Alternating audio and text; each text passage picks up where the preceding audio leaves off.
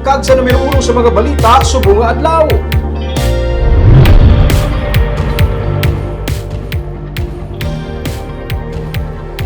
Tanan ka mga supporters ni anay 3rd District Congressman Albi Benitez ang naisyuhan sa citation ticket sa Bacolod Public Plaza sa kahapon. Nagapanitugan naman ang pamuno sa Task Force Disiplina nga wala sila sa may pinili-an sa pagpatuman sa pagsulundan ilabi na karon may pagkahangawa pa sa Delta variant sa COVID-19. May report si Nico Delfin. Makapila man ka beses nga nagpaandam ang katapos ang Task Force Disiplina sa mga nagtipon nga supporters ni anay 3rd District Congressman Albi Benitez sa Bacolod Public Plaza kahapon. Tubtob nga pila sa ila ang ginpang isyuhan na sang citation ticket. Kabahin na diring isa ka senior citizen nga ginpabayad sang 200 pesos bangod sang pagsupak sang pagsulundan angot sa social distancing.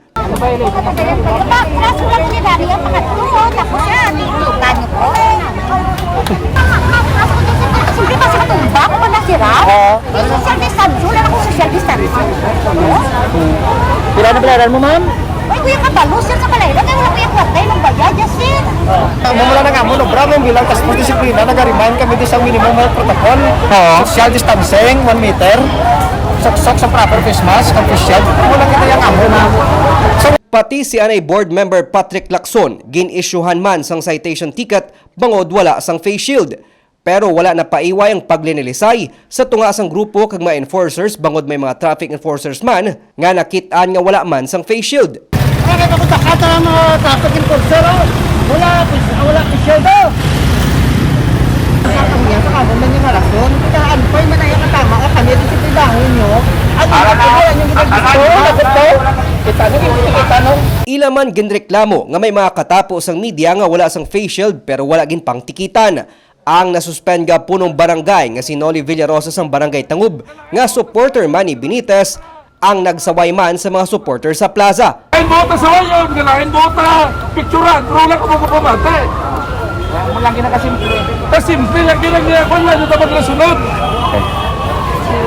Naninduga naman si Wilfredo Julingo, pamuno sang Task Force Disiplina, nga wala sila sang pinili-an sa pagpatuman sang pagsulundan. Sandig sa natukod nga executive order angot sa pagpatuman sang General Community Quarantine with heightened restrictions, ginadumilian gihapon ang mga pagtililipon kag mga party sa guaman ukon sa sulod sang puloy-an. Wala matutubala nga board member basta pang-issue lang ito no sa kung sino nag-violate wala nga physical distancing sa tuhay tapos sa plaza kagapon.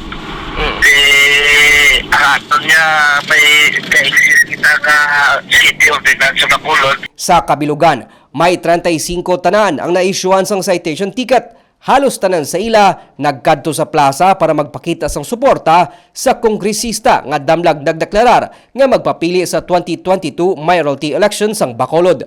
Gindugang pa ni Yulingo nga tugaman sang kahangawa sang COVID-19 Delta variant, mas strikto nga ila ginapatuman ang pagsulundan.